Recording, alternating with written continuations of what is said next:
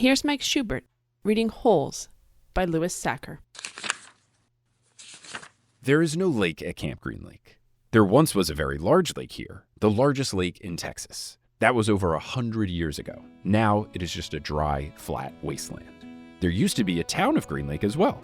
The town shriveled and dried up along with the lake and the people who lived there.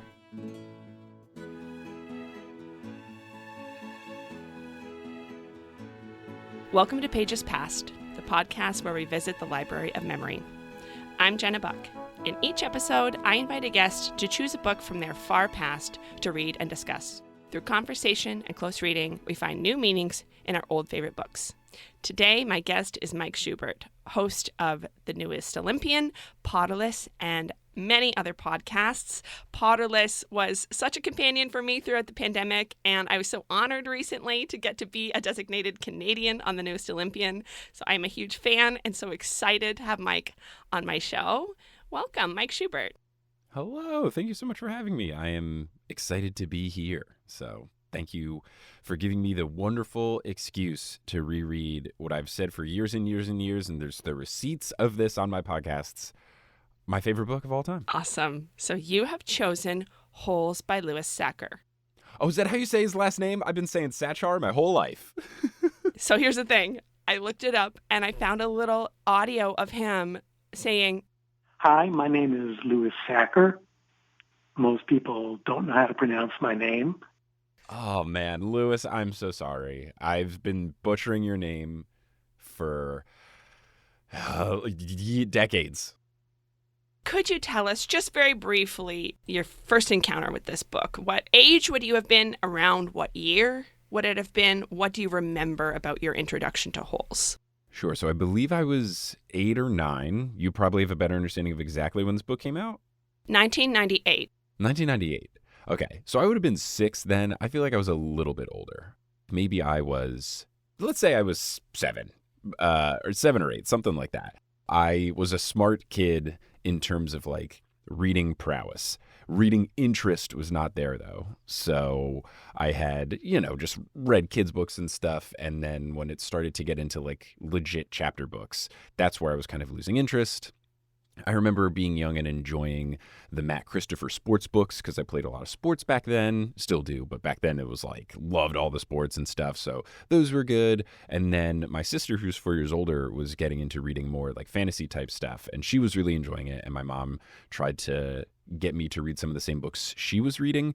So I believe I read the first in the Lion, Witch, and the Wardrobe series. So not the Lion, the Witch, and the Wardrobe, but the one with like the green and yellow rings and the guinea pigs. And I hated it. I really didn't like it. I don't think I even made it to the Lion, the Witch, and the Wardrobe because I disliked that book so much. And then I know I read some other stuff. Like I read Roald Dahl books and I read The Phantom Toll Booth, but I don't remember if it was before or after. But regardless, Holes was the first book that just like absolutely hit for me. And the clear memory, I can still see it like clear as day, crystal clear. I was in my childhood bedroom in central New Jersey, and it was over the summer, and the whole thing that my parents had set up for me was like, you just got to read a chapter of a book, or maybe because Holes chapters are so short, it was multiple, but there was some sort of like, before you go to sleep, you got to just read a certain amount. And this was the first book for which I remember going downstairs to my parents who were watching TV, and I said, "Mom, I've read however many chapters. Is it okay if I keep reading more?" And my mom's look of just like, of course you can, Michael. Yes. And then I remember going up and reading, I want to say now that I've like read these and got a sense of how short they were, and there's 50 in the whole book, I would assume my parents were like, you got to read 2, and I read 10.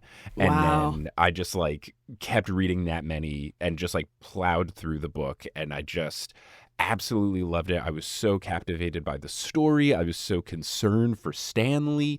I felt so bad because he was unjustly put in this correctional facility camp, and the plot twists kept me going. I wanted to make sure Stanley was okay. I felt like there was injustice happening to him, and I just really enjoyed it.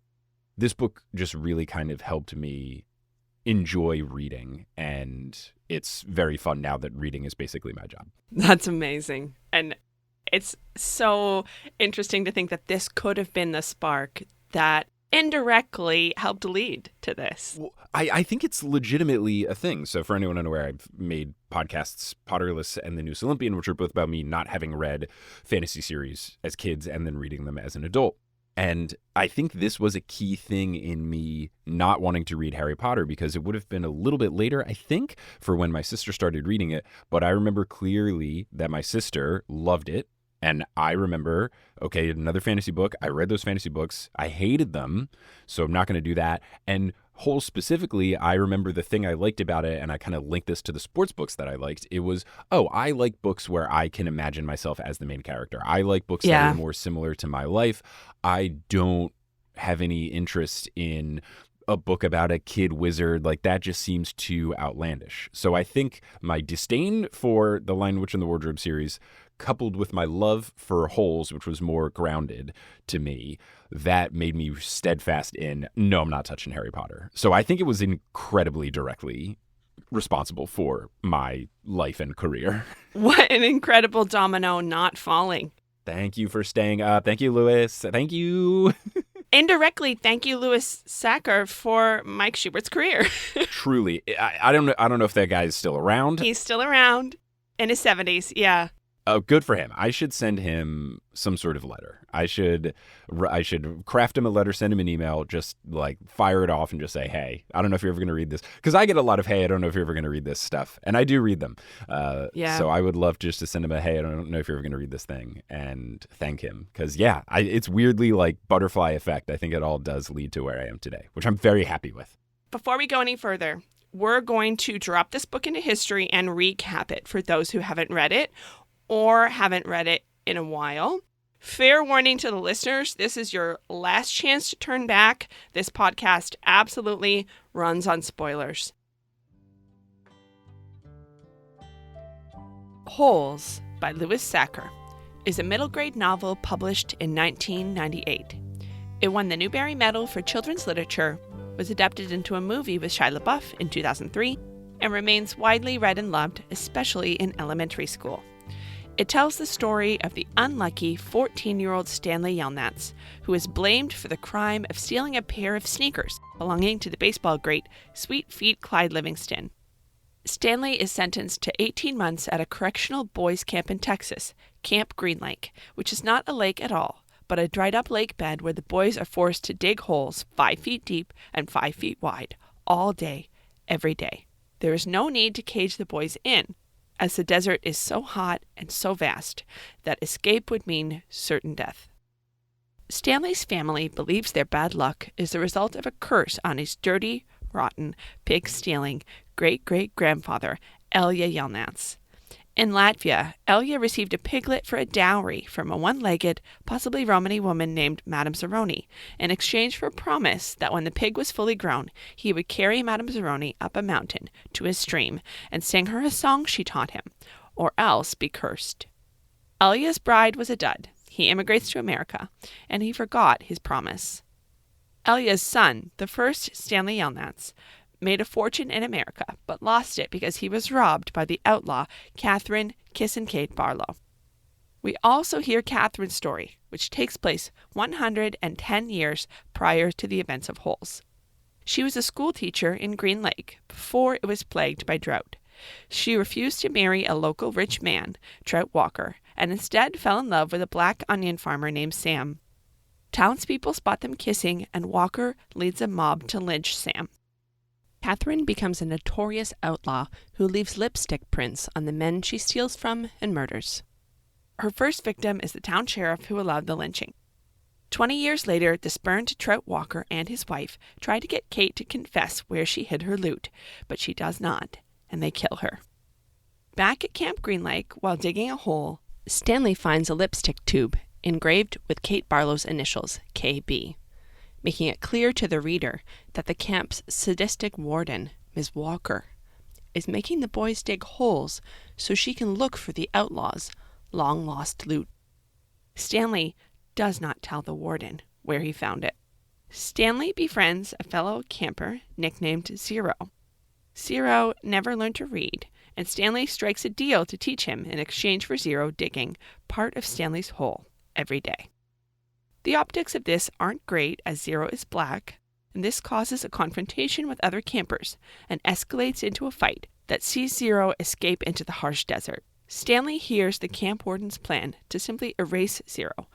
Stanley also runs off into the desert and finds Zero taking shelter in a boat that had once belonged to Kate Barlow's lover, Sam. Stanley carries an ill and exhausted Zero, whose real name is Hector Zeroni, up a mountain to a stream to drink and sings to him the song his great-great-grandfather failed to sing to Zero's ancestor, Madame Zeroni, perhaps lifting the curse. Stanley and Zero dig in the hole where Stanley found the lipstick. They find the suitcase full of valuables that Kate Barlow stole from the first Stanley Yelnats. The two boys return to camp, where there is a lawyer waiting because Stanley has been found innocent. Zero's records were deleted, so he gets to leave too. The suitcase contains enough treasure for Zero to hire investigators to find his missing mother, and for Stanley to buy his parents a house. Stanley's father invents a cure for foot odor. It is endorsed on TV by the baseball player Clyde Sweetfeet Livingston. The end. And that is Holes by Louis Sachar.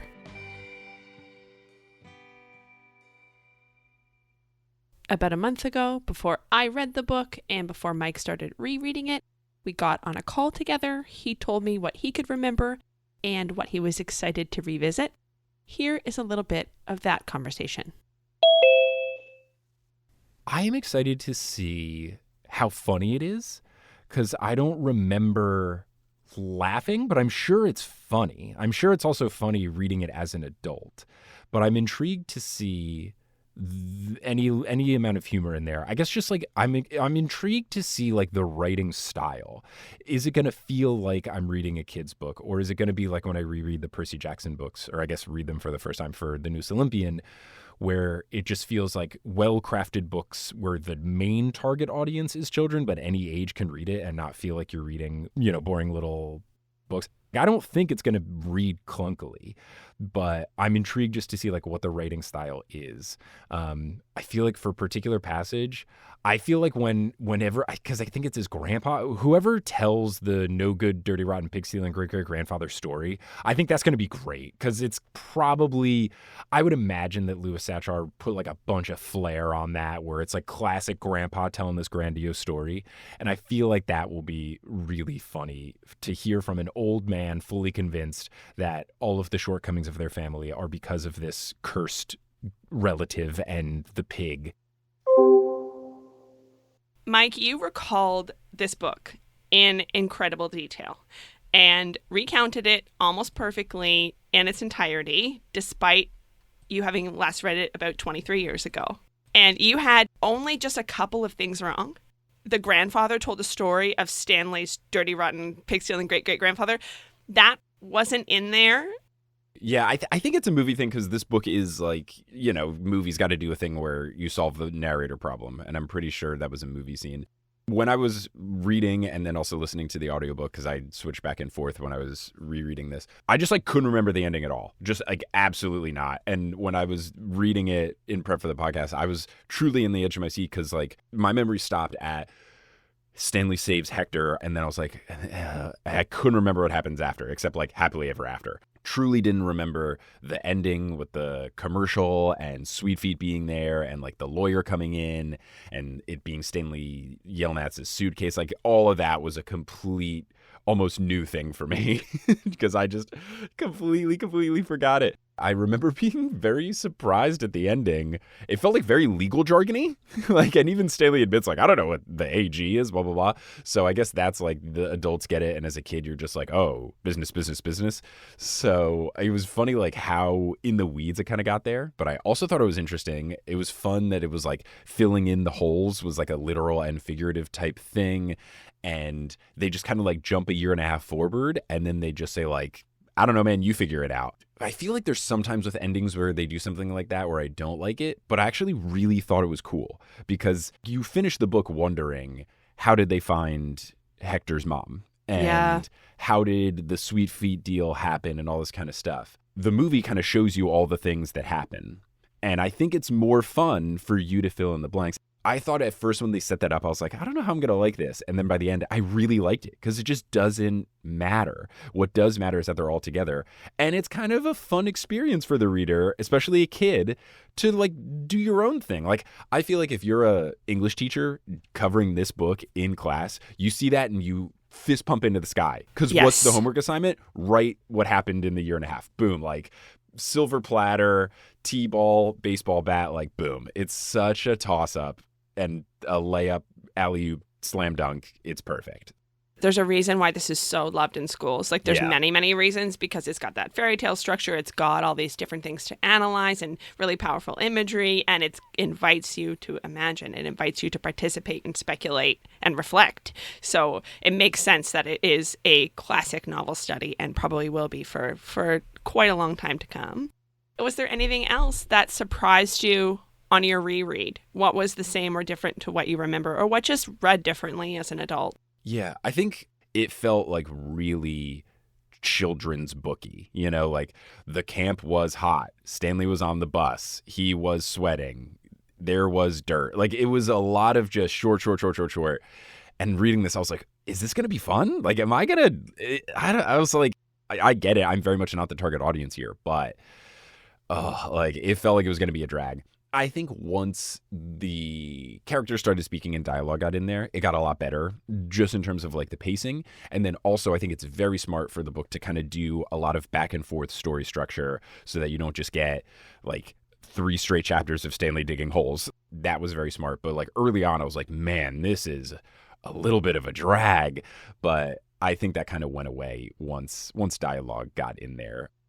And I'm also particularly used to, both with the Harry Potter books and especially I think with the Percy Jackson and Heroes of Olympus books, those authors, when they start to do scene painting, it's like they crack their knuckles before the paragraphs. Like Rick especially, it just feels like sometimes it's like, all right, let's describe what the castle looks like. All right, let's describe what this new monster looks like. And it's just, those are some of my favorite passages in Rick Riordan books. So I think I'm a little spoiled coming off of like, here's the description of Aeolus, the god of the winds, boom, boom, boom. And it's like so much fun and so flowery. And it's just like straight narration with no dialogue, which is like a rarity in the Percy Jackson and Heroes of Olympus books. So it's like a little treat. And then I just kind of felt the opposite of like, oh my gosh, wow. You told me that this book helped unlock your love of reading and that this is still the answer that you give when someone asks you, what is your favorite book? Did you love it that much this time? Do you think that's still true? I'm going to say yes. I still would stand by like that it was not the smoothest of reads, but I still was really enjoying it. I still loved it, and it was fun, especially as an exercise for me to realize what I remembered, what I didn't remember. And I still think I would say that it's my favorite book because of what it did do. I think your answer for favorite book does not have to be the same thing as the book you are most likely to reread or the book that you have read the most times. And I think that can translate for your favorite movie, your favorite album, just because you can have a favorite movie, but it can be like a real gut punch of a film. And maybe you're not going to rewatch that movie a million times. There's things that can be differently defined. So for me, I would still say it's my favorite book just because it's still a fun read. I still enjoyed it. I still thought it was great. And it's still just so important to me for what it did for my life, just as a reader, but then also career-wise.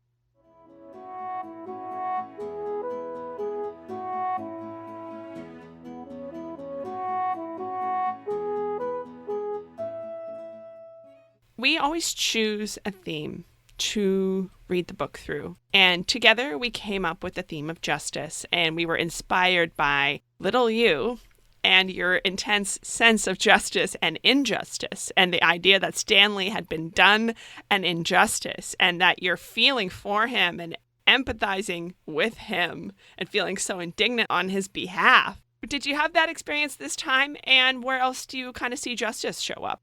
So I think that theme was definitely still there. I think even more with justice, like, as I said, shocked at how much like the justice system and the legal system comes into play here with like the description of Stanley not having a lawyer and then getting a lawyer and the patent lawyer at the end. And then also just with like the camp not wanting an investigation. I think justice definitely hit in terms of the theme that I had in mind. And then it was way more present than I had anticipated, which was cool. Yeah. And then even like you get into stuff with like Sam and Kate, like that's not fair. The stuff with Elia and Madame Zeroni, like it wasn't fair what happened to him with the marriage proposal thing. It wasn't fair what he did to Madame Zeroni. Like there's a lot of things with justice and injustice that I think I accidentally stumbled upon the perfect theme.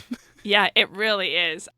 I have a few questions to get us talking about to try to find justice in this text and try to like extract some ideas about justice that might be in here. Sure. One that came up right away is kind of the question about whether Camp Green Lake is doing any kind of work of justice, that Camp Green Lake is part of this justice system. And obviously it's quite fantastical. It's like comically terrible. But these kind of correctional boot camps for kids exist. Yes, I have learned that because in the Heroes of Olympus books, in the first one, they have one.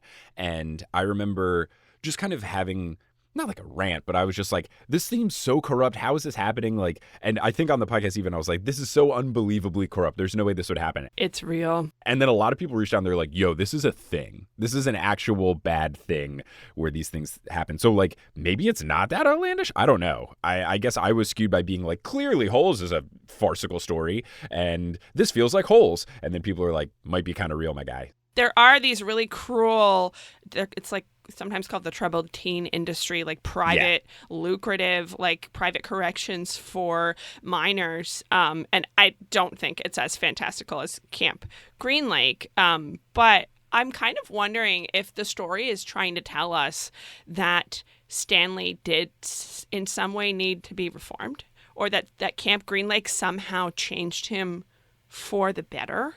And I am puzzled by that. And I'm wondering where you land on that. I would put it more as Stanley made the most out of a bad situation. And I think he recognizes that as the narrator because there's often discussions of, was he in the wrong place at the wrong time? Was he in the right place at the right time? His luck, the curse, all that kind of stuff. And early on in the digging, Stanley kind of thinks, well, at least I couldn't get in shape. That's kind of cool. I don't know if it was saying that Stanley needed to be reformed. I think it was more of like Stanley made the most of the situation. And there's other instances where I think Stanley just kind of realizes like there's no sense in pushing back. I thought it was a funny thing, and this was, I think, really well done by the narrator and Lewis in terms of writing, is the note where he says, before he got to camp, when he told people he was innocent, no one believed him. And then when he got to camp and he's trying to fit in, something I definitely relate to as a kid, like when he's trying to fit in and say, oh yeah, I stole shoes from this famous guy, no one believes him. So it was that's I think a fun little nugget. And I thought that was very interesting. But yeah, I don't know if it's that he has to be reformed. I think it was just that he was trying to do the play the hand you're dealt kind of thing. Yeah. And then also as far as like the camp itself, I don't think they're doing anyone any favors because they forbid Zero from learning how to read. Like that was crystal clear that they just want to try to find this treasure and they're not actually doing anything.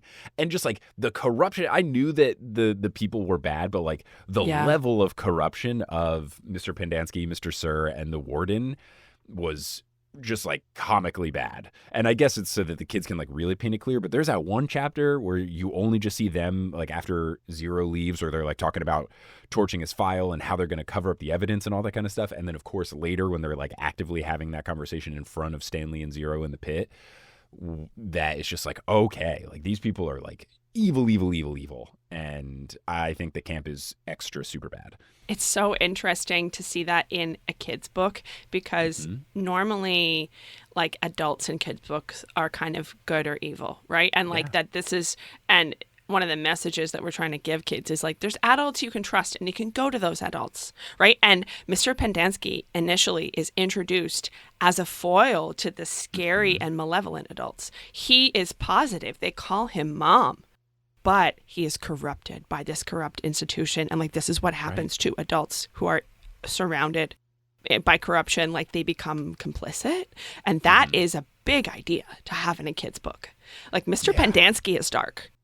Yes, I think he's the most interesting character in the whole book. And I remember as a kid being conflicted and confused when he was so mean to Zero. I remember being very confused but he's supposed to be the nice adult. Why is he so mean to Zero? And he's especially rude. Like, I knew he was rude as a kid and I remembered that, but like reading it, he is truly awful to Zero. Yes. Truly awful. And I can't think of any other justification except for racism, which the book deals with. Like, if that's the answer of why he hates Zero, sure, and I can see it. But then they very directly deal with it when it comes to Sam and Kate. And I was pleasantly surprised with how much they didn't shy away from it and how much it wasn't implied, but it was just straight up. I've forgotten that it was just like very directly. Woman sees them kissing. Woman says it's illegal. The sheriff says it's illegal. And, you know, like they make it very clear, you know, Kate saying, I kissed him back. The sheriff saying it doesn't matter. There's no law against it. Like, it is very clear. And I think that's awesome for this book, which is so captivating story-wise, to very kind of directly teach kids racism is bad and it was bad in the past and it's bad today. And I think that's awesome. I love a book that sneaks in a lesson for children without you really realizing it. And I think they did a very good job. And I wouldn't be surprised if Holes is banned in Florida now. Yeah. Let's talk about that part, because this is something that I had forgotten about. I remembered the scene from the movie. You know, I remember Dule Hill's character in the movie, so I knew that it dealt with kind of 19th century racism. But there's a lynching in this book, and it's depicted how this was seen as a sort of frontier justice. That this is a way of bringing like justice to the sort of racial and social order, and that this was a type of political violence. And looking at it this way as an adult, it read so differently to me, because I think, and I would be interested to hear kind of how you perceived it as a kid, but like when you're a kid and they're telling you about racism, they tell you something like they treated people with a different skin color differently, and that's not right, right? That was kind of the way that this was understood. It's like, it's not fair. And that's sort of the end of the story. I don't think that kid me, I also read this not that long after it came out. I was probably a little older, like maybe like 11 or 12, but I don't think I knew what lynching was. I don't think I knew that this is something that happened for real. Yeah. And that this was like systemic. Something I think is really, really interesting is the passage that describes this murder that takes place. The sentence that it starts with, I thought that was a gut punch. It says, "These are the facts." The narrator almost like turns and looks right at you. He doesn't say, "This is how the story goes." He says, "These are the facts." And that even though, you know, Kate Barlow is not real and Sam is also fictional, that this type of violence played out over and over and over, and things just like this happened for real. And once you know that this was like a huge epidemic of political and racial violence that required this huge social movement, this anti-lynching movement to correct, reading it as an adult is like, oh wow, like this huge multi-decade issue this story touches that, and that was real. And that reads so differently to me than when you're just a kid and you're like, everybody should be treated the same. Right. I feel like as a kid, probably at this age, so if I'm like 6, 7, 8, I feel like my understanding of racism is more of using different water fountains, sitting in a different part of the bus. Like, it's those kind of stories, and not as much of people are getting murdered. And I think the thing that I probably didn't realize as a kid, or maybe I did, I don't remember, but I think a surprising thing, and a pleasantly surprising thing, is to put in like the police is corrupt. Like, just to have that in the book, like the sheriff just being so, I remembered him being drunk and asking for a kiss, but it was very nice for me to see just like how truly terrible the sheriff was, how much he didn't care, how much he was okay. Like, it's very quick in the book where it's just like, we're killing him. Like, just straight up, he says it, no dancing around it, no, you know, no dilly dallying. It's just straight up like, yeah, I'm gonna let him burn down the school, and we're gonna kill this guy. And if you kiss me, then we'll just run him out of town and we'll kill him. But like, we're gonna kill him. And it's just, I was very surprised in a good way of just like how direct it was. And I think it's a great thing for kids to read and to talk about with their parents, their friends, their siblings, their teachers, whatever. I think it's an incredible teaching moment, and I think the book like knocked it out of the park. And that was something that I knew was in there, but I didn't remember like how exactly they handled it, and I was very pleased with how they did. The sheriff is so malevolent, and this is a big contrast to a lot of literature that's for kids, which is like, go to the police if you have a problem, right? The police is your friend, and they're there to help. Yeah. No, he says the law will punish Sam and God will punish you. And he makes this nasty sexual overture to her where it's like, if Sam and I are equal, why won't you kiss me? Which is just that gross, misogynist, like sexually tinged threat, which I actually kind of remember being a kid and thinking, why didn't she just kiss him to save Sam? Yeah.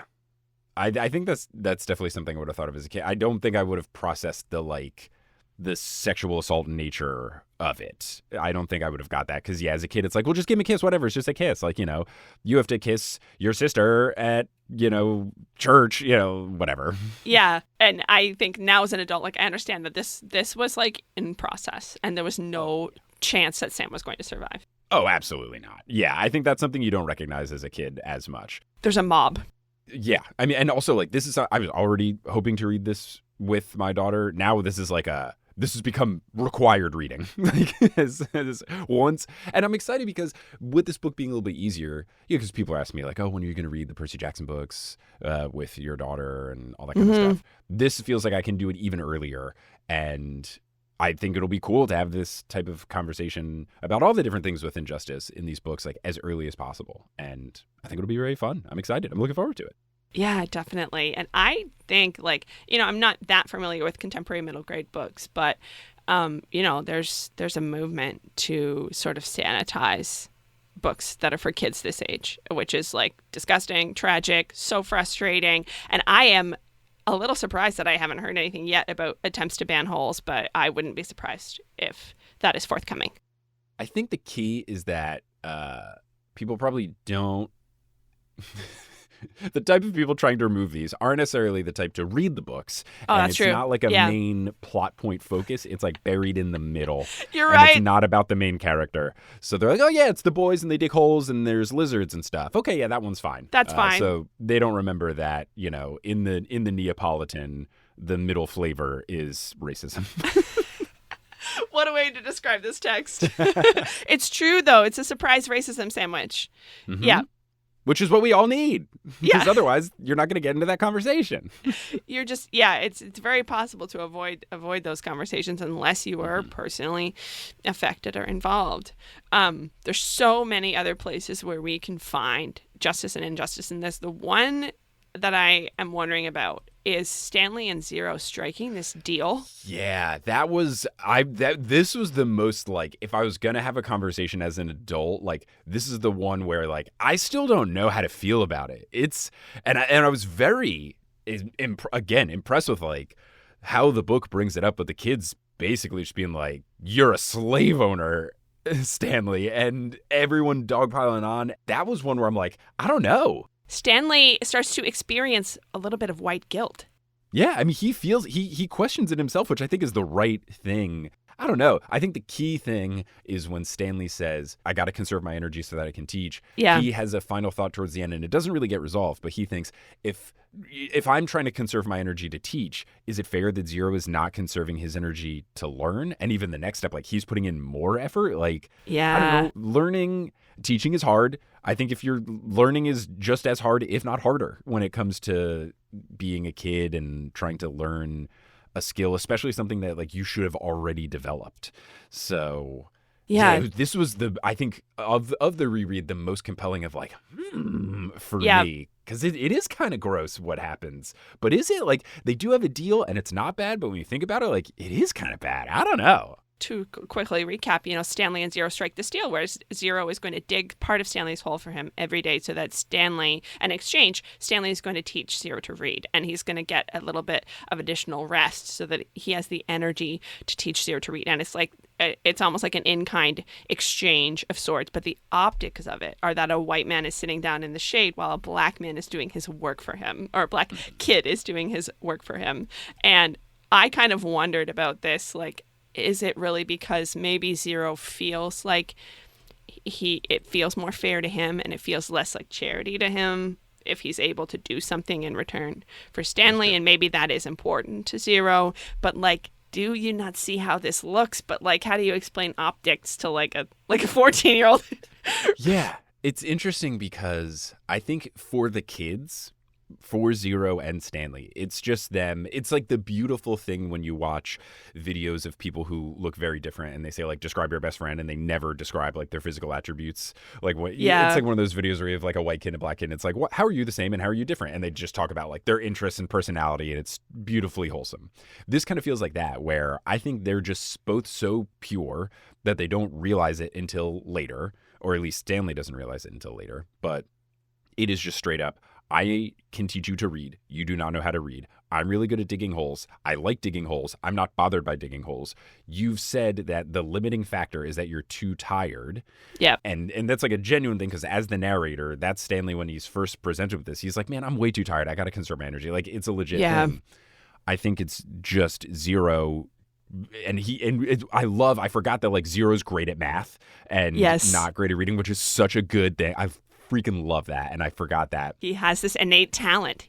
Yeah, I think it's just him looking at it in a very mathematical approach where you just view it as like a formula. Like, I think it is purely just like they have struck a deal that makes sense, and then they don't realize until after, or at least Stanley doesn't realize, like, they're in society. I don't think Zero's ever bothered by it. Doesn't seem to be, no, but the other black kids take umbrage on his behalf, which is so interesting because otherwise they're completely contemptuous of Zero.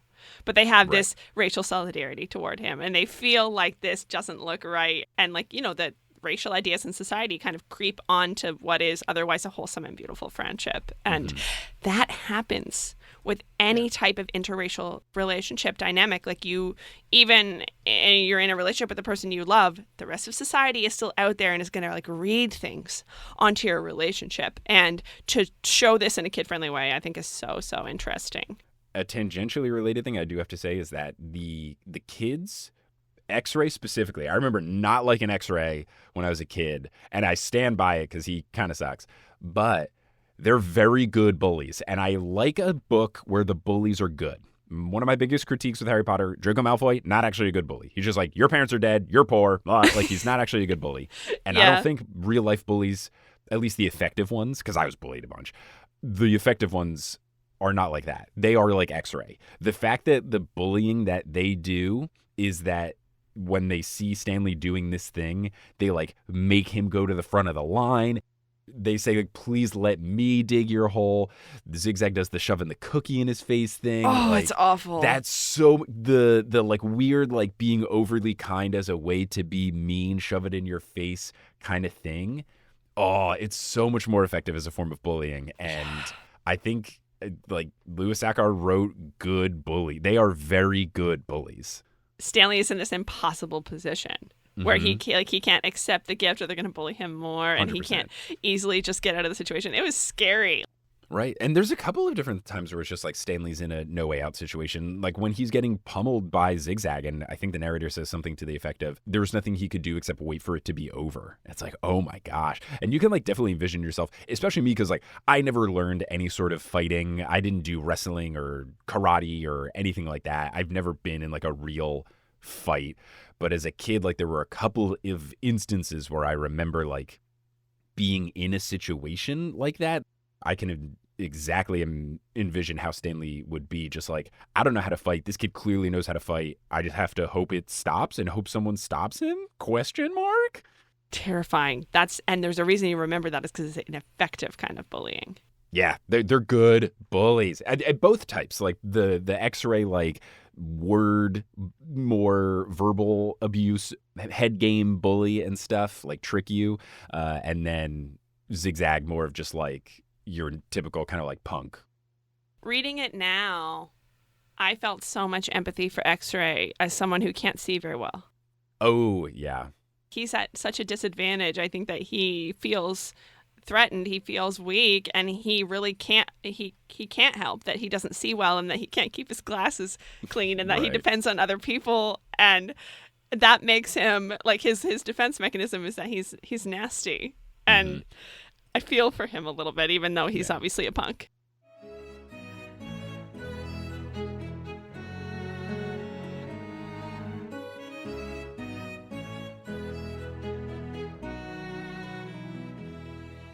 We've arrived at our close reading segment, and you have chosen a passage where we meet Mr. Sir. Mr. Sir is like, what would we call him? Like a middle manager?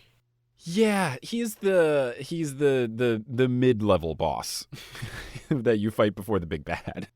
If you are listening and it's safe for you to like close your eyes and just listen and let this text wash over you, don't do it if you're driving.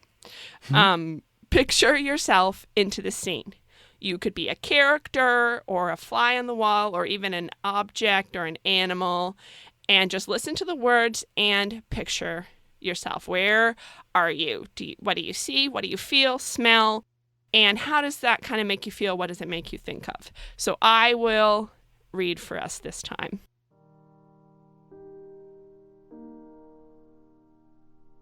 A man was sitting with his feet up on a desk.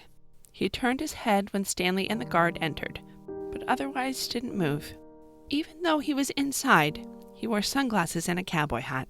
He also held a can of soda, and the sight of it made Stanley even more aware of his own thirst. He waited while the bus guard gave the man some papers to sign. "That's a lot of sunflower seeds," the bus guard said. Stanley noticed a burlap sack filled with sunflower seeds sitting on the floor next to the desk. "I quit smoking last month," said the man in the cowboy hat. He had a tattoo of a rattlesnake on his arm, and as he signed his name, the snake's rattle seemed to wiggle. "I used to smoke a pack a day. Now I eat a sack of these every week." The guard laughed. There must have been a small refrigerator behind his desk, because the man in the cowboy hat produced 2 more cans of soda. For a second, Stanley hoped that one might be for him, but the man gave one to the guard and said the other was for the driver. 9 hours here, and now 9 hours back, the guard grumbled. What a day.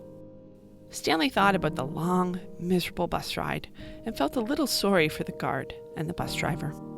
The man in the cowboy hat spit sunflower seed shells into a waste paper basket. Then he walked around the desk to Stanley. "My name is Mr. Sir," he said. "Whenever you speak to me, you must call me by my name. Is that clear?" Stanley hesitated. Yes, Mr. Sir," he said, though he couldn't imagine that was really the man's name. "You're not in the Girl Scouts anymore," Mr. Sir said.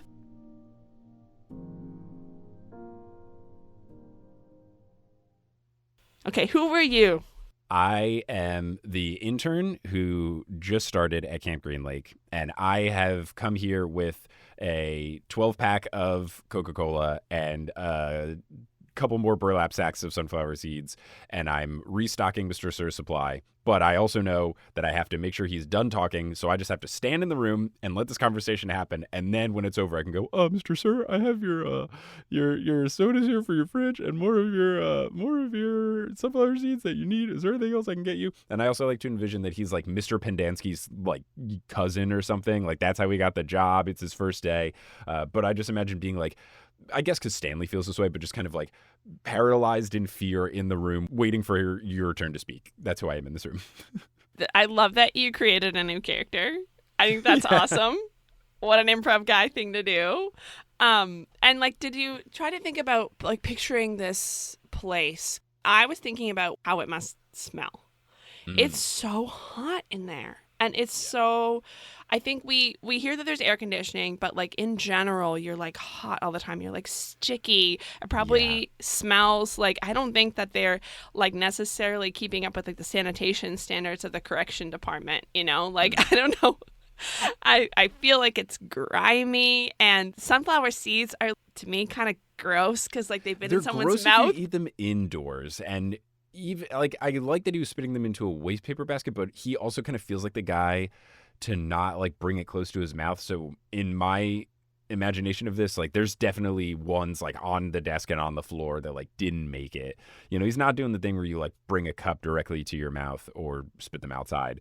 So yeah, I think there's definitely some of that going around. I just imagine like, even though there's air conditioning, this feels like a big ceiling fan that's moving too slowly to do anything kind of place. Also feels like there's like the blinds that aren't doing like a very good job and sunlight is streaking in. I also just imagine, I guess because of like the power dynamic, I just imagine this room being like too large, like than it needs to be. Like this is just like, all this is his office, and it's just got like a desk and his chair in it, but it's like way bigger and there's a bunch of empty space, but it's just kind of like the power trip thing of like, my office is huge even though it does not need to be huge at all.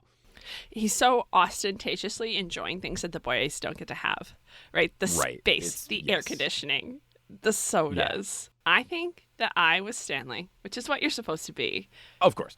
But I felt so thirsty. I think because we've been having a heat wave here that's been dragging on, and I've had this experience recently, and the idea of seeing that Coke right in front of you and then it being handed to someone else, I really felt the pain of that. And I also felt the emotion you feel when it's like you're about to be dropped off at your first day of camp, or you're moving away from home for the first time, or you're going into your dorm room in university or something, like that. It's the first day of something and you're leaving home, or you're leaving your parents, and you're about to experience like homesickness, that anticipatory homesickness. I really felt for Stanley in that unknown. You're going into the unknown. Yeah. See, I felt for Stanley in the thinking a thing is for you and then realizing it's not for you. With the soda. So that was the painful. Most relatable of like, oh, yeah, I've been there. Ooh, I thought this was going to be a cool thing for me. I thought you were, I thought girl is writing her phone number to give to me. No, it's to give to me to pass to Fred or whatever. Ouch. Oh, yeah. And you feel almost like a bit guilty or implicated, or that other people are like, oh, he thought he was getting this. It's not crushing enough that the thing that you want is not for you, but it's the next level of like, and I'm an idiot for thinking it was for me. Yeah. Yes. Like, enjoy this shame. Yes. That inadequacy with like it's sprinkled with the reinforced by what you've just seen around you. It's like, yes, you are correct. Nobody wants to talk to you. And or yes, you're correct. You don't deserve a soda. And you're bad for thinking so. Yes. Any final thoughts before we close out our close reading? This book slaps. I'm so glad it still slaps. It's great. Everyone should read it. Everyone should read it with young folk in their lives. This should be like mandatory reading. People in Korea have to serve in the army for 2 years. You have to read this book if you're in America. I guess in Canada as well. But mandatory. You have to read this book.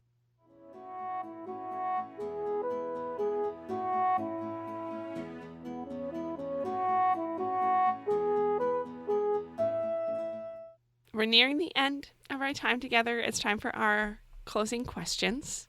One of our closing questions is past life homework. We're imagining Mike at the age he was when he was reading Holes, sometime between 7 and 9. We're not quite sure. If you're able to put a book in that little boy's hand for him to read, what would you like to give him for homework? I would want to give him some sort of book. I don't even know what book this would be. I don't know if there's like a biography about it or just like an explanation, but I would like a younger Mike Schubert to know that you can have a job in like a creative comedic world without just being like the person.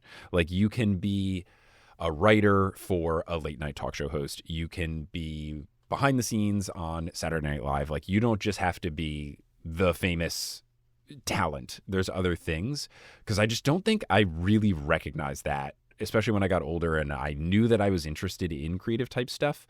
I just thought like, well, I have to become famous, or someone has to see me perform at a thing and give me a job offer, or like I have to nail an audition. Like I didn't realize like, yeah, you can just like run the ticketing at a stand-up club, and then you meet people, and then blah blah blah blah blah. So I would want to put some sort of book. I don't know if it's like Martin Short's biography or something, like some sort of book that could let Mike Schubert know you can work in the creative field at an earlier stage without being like the guy. And then that can help you become the guy if that's what you want to do. I love that. Do you think it might have changed, if he had known that? I feel like I probably would have, instead of doing, like, I knew, I would have, like, maybe with my internships and stuff, tried to do something like that, because, like, my goal in college was always, like, just get the job in engineering and then do creative stuff on the side, and hopefully something kicks off and then you can jump. And I did that, and that was awesome, and I'm very, very grateful. But maybe in my little, like, thread the needle sort of plan, maybe I would be like, okay, I'm going to get the engineering degree, but, like, what if I got an internship at Second City or something where it's like, the internships were at your actual interests. Your degree is still in, like, the thing. And then if the interests, like, take off where you get a good job there, cool. And then if not, it's still just, like, a nice experience to have had. And maybe it can help your whole, like, you're doing the stuff you actually want to do once you're off the clock. So I think that's probably where it would have changed. And I am okay if this doesn't happen, though, because I love my current life. So That's I'm great. happy with not messing that up. And, everything that led me to where it is, I'm happy. And I don't want to change it. That's awesome. So finally, not every book can be a classic, even ones we really love.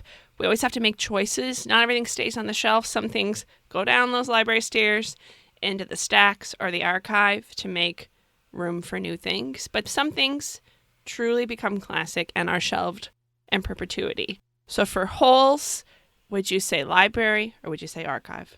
Oh, absolute library. In the most prominent part of the library, top left book, whatever we're doing to where it is in the key spot. Because, as I've said, it was so important to just me being okay with reading books. And then now, just because of, like, how it's all gone with my life and career and stuff, like, it's such an important book. And it's good. And it's really good. And I was very happy just to see, like, how good of the messages are within the book. Way better than I remembered, which is a awesome thing.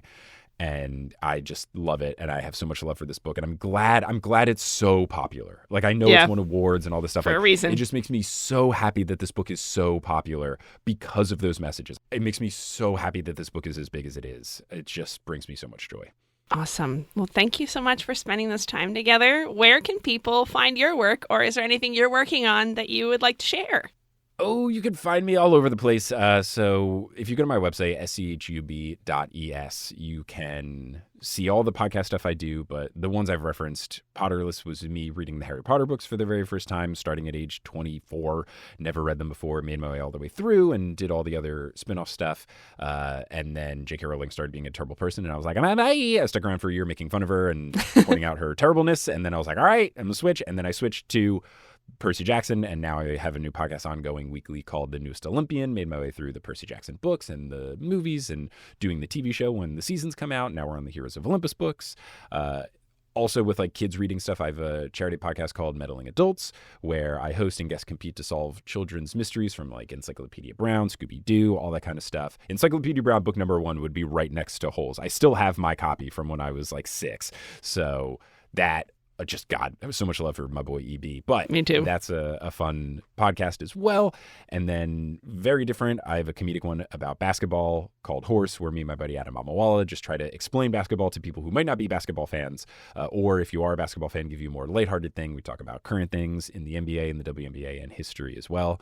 I have some other things in the works, but they're not, like, coming out yet. So I would say just, like, look at my website and then my social media at Schub17, SCHUBES17 on Twitter and Instagram for things about that. But there's new podcasty and non-podcasty things in development. I do a lot of things, and if you don't know them, check them out. If you like me, and if you didn't like me, why you're still listening.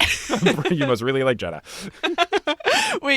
You're probably one of my friends and family that I have legally forced to listen to this. Oh my God, would they stop talking about Holes? It's been 90 minutes. Not a chance. Thank you so much, Mike Schubert. This was so fun. Thank you. Thank you for listening to Pages Past. The show is a production of Yikes Media and me, Jenna Buck. The theme music is by Kevin MacLeod. Find out what books we're reading next and keep up with the show at pagespastcast.com and on Instagram at pagespastcast. If you want to get all of your content and news early, join the free Patreon at patreon.com/pagespast. That's PAST. Through my paying patrons, this project is funded and made possible by listeners like you. Thank you. Special thanks to Hillary, Alex, Robin, Sam N., Sam E., Mike Schubert, and everyone at the Stony Brook University Podcast Incubator. Questions and responses on this program are edited significantly for length and clarity. I make every effort to represent conversations faithfully. Training any automated program on this content is explicitly prohibited by the intellectual property holders. Until next time, I hope all your library holds come in early, and happy reading.